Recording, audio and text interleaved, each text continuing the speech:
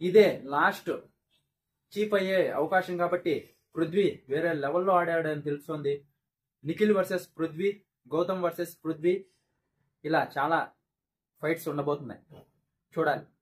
ఇంకా కంటెండర్స్ ఎవరు కాలేదు, జరుగుతుంది టాస్క్. ఇంకా నెక్స్ట్ వచ్చేసి ఓటింగ్ ఆర్డర్. ఓటింగ్ ఆర్డర్లో ఫస్ట్ వచ్చేసి నిఖిల్ ఉన్నాడు, 50% ఓటింగ్ నిఖిల్కే పడుతుంది.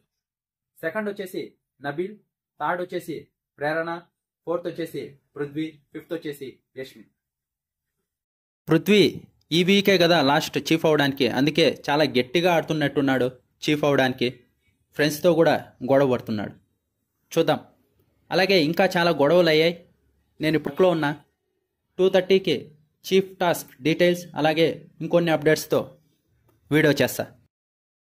ప్రేరణ వచ్చేసి గౌతమ్ది టీషర్ట్ చింపేసిందంట. నాకు తెలిసి ఇంకా చీఫ్ కాలేడు గౌతమ్.